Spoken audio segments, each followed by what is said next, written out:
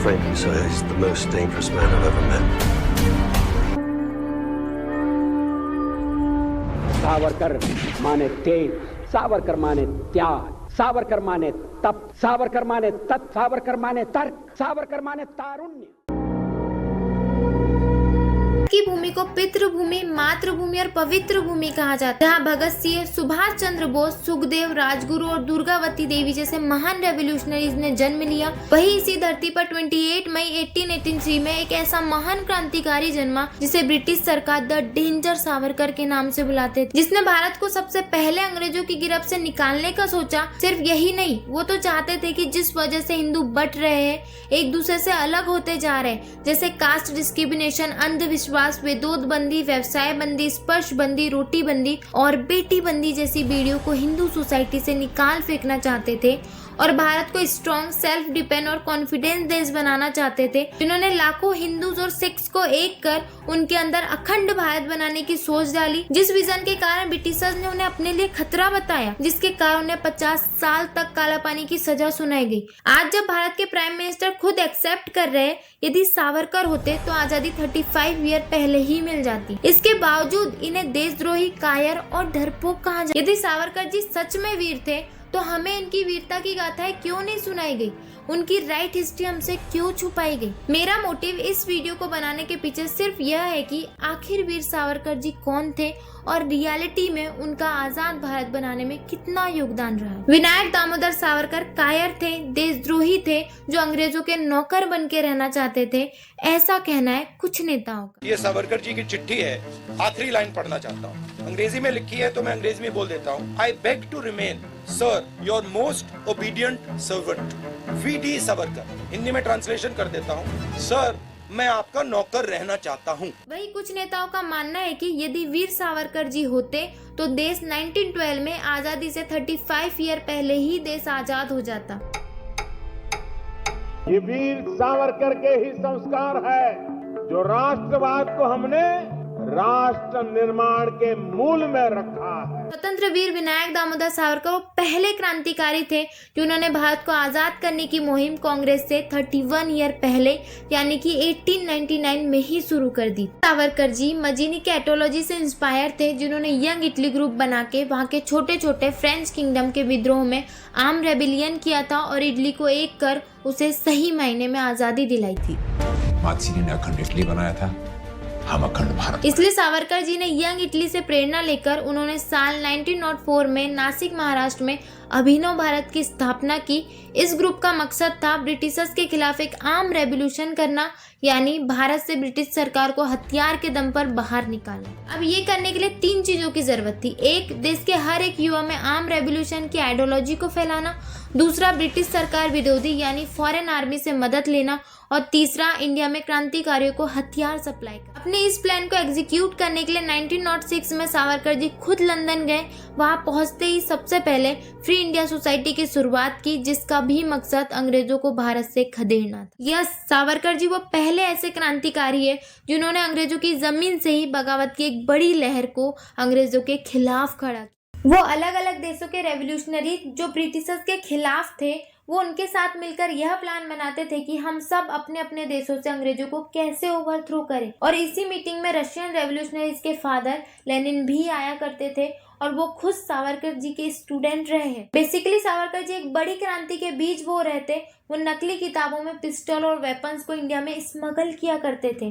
Bomb बनाना सीखकर भारत में उन्होंने कई सारी बॉम्ब फैक्ट्रीज भी खोल दी थी। सबसे इम्पोर्टेंट बात, उन्होंने अलग अलग लैंग्वेज में कई सारी किताबें और आर्टिकल्स लिखी, जिसके थ्रू वो अपने स्वतंत्र भारत की सोच को देश भर में फैला रहे थे। धीरे धीरे उनकी यह आइडियोलॉजी भारत के हर एक इंसान तक पहुंच रही थी, जिसके बाद कुछ भारतीयों ने इंडिया में छुपकर बॉम्ब बनाने की फैक्ट्री तक खोल दी थी। इसके बाद भारतीयों ने लॉन वुल्फ अटैक कंडक्ट करना शुरू कर दिया। लॉन वुल्फ अटैक का मतलब यह है कि एक क्रांतिकारी अकेले एक या कुछ ब्रिटिशर्स के ऊपर हमला करके उन्हें मार डालता था और ये अटैक भारत में तेजी से बढ़ने लगी। जैसे कि 1908 में हुआ खुदीराम बोस जी का अटैक, जिन्होंने ब्रिटिश जज पर हमला किया। 1909 में मदन लाल डिंगरे ने उनके फॉरेन सेक्रेटरी को मार दिया। 1910 में कांगड़े, 1931 में भगत सिंह और 1940 में उधम सिंह। इसके बाद उन्होंने ब्रिटिश सरकार में काम कर रहे इंडियन सोल्जर्स को भी जगाना शुरू कर दिया था। वो चाहते थे कि सारे इंडियन फ्रीडम फाइटर जो ब्रिटिश आर्मी में काम कर रहे हैं वो एकजुट हो और अंग्रेजों पर हमला करें। अंग्रेज अब सावरकर जी को द डेंजर सावरकर कहने लगे थे और इसकी खबर सावरकर जी को हो चुकी थी। सावरकर जी ने जिस विजन के साथ अभिनव भारत की स्थापना की थी वो पूरा होता हुआ दिखाई दे रहा था। इसके बाद ब्रिटिश सरकार ने कुछ क्रांतिकारियों को अरेस्ट करना चालू कर दिया और उनके ठिकानों पर छापेमारी की गई। इसी छापेमारी और कार्रवाई में कुछ ऐसी चीजें मिली थी जिससे पता चल गया कि हत्या में शामिल हथियारों को विनायक दामोदर नाम के एक युवक ने लंदन से भेजा था, जिसके बाद टेलीग्राम करके इसकी जानकारी लंदन पुलिस को दी गई और उन्हें अरेस्ट कर लिया गया। हत्या में शामिल होने के कारण सावरकर जी को 2 बार काला पानी की सजा सुनाई गई। आपने ये कहावत तो सुनी ही होगी, एक बार मौत आ जाए पर काला पानी की सजा। सावरकर जी 9 साल और पूरे 10 महीने जेल में रहे। उन्हें 52 नंबर की कोठरी में रखा गया। उस वक्त अंडमान के रास्ते उबड़ खाबड़ थे। अंग्रेज अधिकारी बग्गी में चलते थे। सावरकर जैसे राजनीतिक अपराधी इन बग्गियों को हाथ से खींचते थे। रास्ते खराब होने के कारण वो जख्मी भी हो जाते। जिन्होंने उनके ऊपर हिस्ट्री लिखी है उन्होंने बताया है कि जिस जेल में उन्हें रखा गया उसी जगह उन्हें मल और शौच त्यागने को भी कहा जाता था। कई दिनों तक हथकड़ी लगाकर सिर्फ खड़े रखा जाता था। उन्हें बैलों की तरह बांध के तेल निकलवाया जाता था। एक बार रुकने पर उन्हें कोड़ों की मार पड़ती थी। खाने के लिए सड़ा और गला खाना दिया जाता था। वह हर दिन 6 से 7 कैदियों को फांसी दी जा रही थी। इन हालातों में तो कोई भी इंसान हार मान ले, पर इतनी भयंकर सजा के बावजूद सावरकर जी ना गोरों से डरे ना ही काला पानी की सजा से। पर एक लेटर की वजह से कुछ लोगों ने उन्हें कायर और देशद्रोही का नाम दे दिया। क्या सच में सावरकर जी ने डर के हार मान ली थी? यह बात है 14 नवंबर 1930 में होम सेक्रेटरी रेजिनाल्ड क्रैडॉक को सावरकर जी ने एक लेटर लिखा, जिसमें सावरकर जी ने कहा है कि मैं ब्रिटिशर्स का गुलाम बन के रहने के लिए तैयार, जिसके बारे में उस टाइम इंदिरा गांधी ने एक लेटर में मेंशन किया है कि सावरकर जी वीर है। कई नेता उन्हें अपना आदर्श मानते हैं, जिसने उस टाइम भारत के हर एक इंसान के अंदर आजाद भारत बनाने की सोच डाली। पर आखिर उन्हें इस तरह का लेटर लिखने की क्या जरूरत पड़ गई? इसके पीछे 2 बड़े कारण हैं। पहला, ओटोमन एम्पायर का खतरा। ये बात है 1919 से 1922 के बीच की, जब पूरे इंडिया में खिलाफत मूवमेंट अपनी पीक पर था। हमारे इन 3 फ्रीडम फाइटर्स ने टर्की के कैलिफ और अफगान के आमिर को लेटर लिख के इन्वाइट किया, यह कहके कि वो इंडिया आए, यहाँ से ब्रिटिश राज हटाए और भारत में एक इस्लामिक रूल स्थापित करे।